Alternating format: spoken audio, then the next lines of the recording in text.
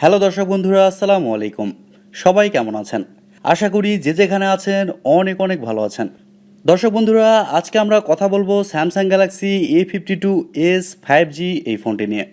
এই ফোনটি অলরেডি স্যামসাংয়ের নিজস্ব ওয়েবসাইটে লিস্টেড হয়ে গেছে, মানে খুব তাড়াতাড়ি এই ফোনটি ইন্ডিয়ার বাজারে চলে আসছে। এই ফোনটির হাইলাইটেড বিষয় হচ্ছে এই ফোনে থাকছে কলকম স্ন্যাপড্রাগন 778G 5Gর মতো চিপসেট। এছাড়াও এই ফোনটিতে ডিসপ্লে হিসেবে থাকছে সুপার অ্যামোলেডের একটি ডিসপ্লে। আরও থাকছে IP57 dust and water resistant. এর মানে হচ্ছে এই ফোনটি ওয়াটারপ্রুফ। সো সব কিছু মিলিয়ে এই ফোনটি কেমন হবে এবং এই ফোনটি ইন্ডিয়া এবং বাংলাদেশের বাজারে কবে আসছে আর এর প্রাইসই বা কেমন হতে পারে, এই সবগুলো বিষয় নিয়ে আলোচনা করব আজকের এই ভিডিওতে। এবং এছাড়াও জানাবো এই ফোনটি প্রাইস পয়েন্ট অনুযায়ী আপনাদের জন্য কেমন হবে। এই ফোনটি কি কেনা ঠিক হবে, না এর থেকেও কোনো বেটার অপশান থাকছে এই প্রাইজিংয়ে। সো পুরো ভিডিওটি অবশ্যই দেখবেন। আর আপনারা দেখছেন টিভি টেক টিউব, আর সব সময়ের মতো সাথে আছে আমি প্রান্ত। সো ভিডিওটি ভালো লাগলে অবশ্যই একটি লাইক দিতে কিন্তু ভুলে যাবেন না। প্রথমে যদি এই ফোনটির ডিজাইন এবং বিল্ড কোয়ালিটি নিয়ে কথা বলি, তাহলে এই ফোনটিরও ডিজাইনটা কিন্তু স্যামসাং গ্যালাক্সি A52-র মতোই হতে চলেছে। ফোনের ব্যাক সাইডে এবং ফ্রেমে থাকছে প্লাস্টিক, আর ব্যাক সাইডে উপরের অংশে বাম সাইডে থাকছে এই ফোনটির কোয়াড ক্যামেরা সেটআপ এবং সঙ্গে থাকছে এলইডি ফ্ল্যাশ। এই ফোনটির থিকনেস করা হবে 8.4 মিলিমিটার, আর ওজন করা হবে 189 গ্রাম। তার মানে বলতেই পারেন এই ফোনটি মোটামুটি লাইট ওয়েট। আর এই ফোনটি 4টি কালারে পাওয়া যাবে: awesome black, awesome white, awesome violet এবং অসাম ব্লু। আর এই 4টি কালারই কিন্তু অসাধারণ লাগে, বিশেষ করে স্যামসাংয়ের এ সিরিজে। ফোনটির সামনে আসলে আপনারা পেয়ে যাচ্ছেন একটি ফুল ভিউ ডিসপ্লে, যার উপরের অংশে মাঝ বরাবর কাটআউটের মাধ্যমে বসানো থাকছে সেলফি ক্যামেরাটি। আর ভালো ব্যাপার হচ্ছে এই ফোনে থাকছে ইন ডিসপ্লে ফিঙ্গারপ্রিন্ট সেন্সর, যা অনেক ফাস্ট এবং অ্যাকুরেট হবে বলেই জানতে পেরেছি। এই ফোনে আপনারা সব ধরনের পোর্টস অ্যান্ড বাটন পেয়ে যাচ্ছেন, যেমন 3.5 millimeter headphone jack, type C slot ইত্যাদি। আরও পাচ্ছেন হাইব্রিড সিম কার্ড স্লট, যেখানে আপনারা একটি সিম অথবা একটি মেমোরি কার্ড ব্যবহার করতে পারবেন। আর আপনি যদি মেমোরি কার্ড ব্যবহার করতে না চান, সেক্ষেত্রে আপনি 2টি সিম কার্ডই ব্যবহার করতে পারছেন। এই ফোনটির ভালো দিক হচ্ছে এই ফোনে থাকছে IP67 dust and water resistant. এর মানে হচ্ছে এই ফোনটি আপনি 1 মিটার পানির নিচে সর্বোচ্চ 30 মিনিট পর্যন্ত রাখতে পারছেন।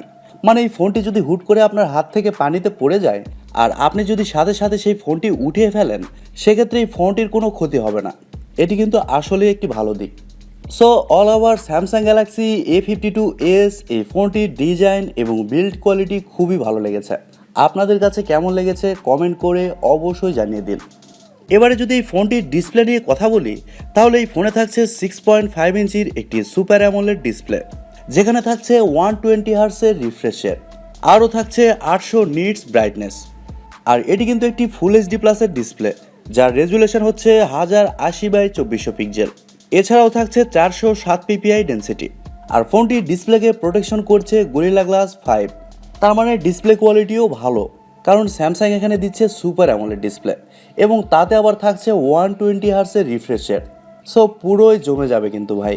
এই ডিসপ্লেতে যে কোনো কন্টেন্ট প্লে করলে শার্পনেসের ঘাটতি থাকছে না, আর দিনের আলোতেও এই ফোনটি আপনি খুব সুন্দরভাবে ব্যবহার করতে পারছেন। ব্রাইটনেসের কোনো ঘাটতি পাবেন না, এটি 100% শিওর। এবারে কথা বলা যাক এই ফোনটির সফটওয়্যার এবং পারফরমেন্স নিয়ে।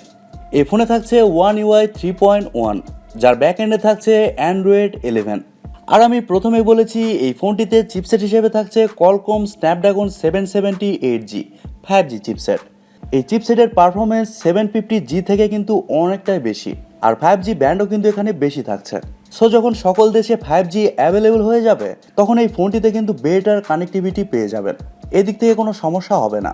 আর এছাড়াও যে কোনো হাই লেভেলের গেমস মিডিয়াম টু হাই সেটিংসে ইজিলি খেলতে পারবেন। ল্যাগ বা ফ্রেম ড্রপের ইস্যু থাকবে না, আর মাল্টিটাস্কিং বা অন্যান্য কাজ খুব স্মুথলি করতে পারবেন। ফোনটি 3টি ভ্যারিয়েন্টে পাওয়া যাবে: 6GB র্যাম, 128GB রোম এবং 8GB র্যাম, 128GB রোম, এবং আরেকটি হচ্ছে 8GB র্যাম, 256GB রোম। তবে বাংলাদেশ মার্কেটে কয়টি ভ্যারিয়েন্টে আসবে এটি কিন্তু 100% শিওর না। এবারে যদি ফোনটির ক্যামেরা নিয়ে কথা বলি, তাহলে এই ফোনটির রিয়ারে আপনারা পেয়ে যাচ্ছেন কোয়াড ক্যামেরা সেটআপ, যার মেন সেন্সর হিসেবে থাকছে 64 মেগাপিক্সেলের একটি ওয়াইড সেন্সর, এবং সেকেন্ডে থাকছে 12 মেগাপিক্সেলের একটি আলট্রা ওয়াইড, এবং থার্ডে থাকছে 5 মেগাপিক্সেলের ম্যাক্রো, আর সবার শেষে থাকছে 5 মেগাপিক্সেলের ডেপথ সেন্সর। তবে ফোনটির মেন সেন্সরে কিন্তু ওআইএস এর সাপোর্ট পেয়ে যাচ্ছেন, মানে অপটিক্যাল ইমেজ স্টেবিলাইজেশন। যার কারণে আপনি এই ফোনটি দিয়ে যখন ভিডিও শ্যুট করবেন তখন ভিডিওটা কিন্তু অনেক স্টেবল থাকবে, শেকি ভাব আসবে না, ভিডিও কোয়ালিটি খুবই স্মুথ হবে। আর ফোনটির ব্যাক ক্যামেরা দিয়ে কিন্তু সর্বোচ্চ 4Kতে 30 FPS শ্যুট করতে পারছেন, আর 1080pতে 60 FPS শ্যুট করতে পারছেন।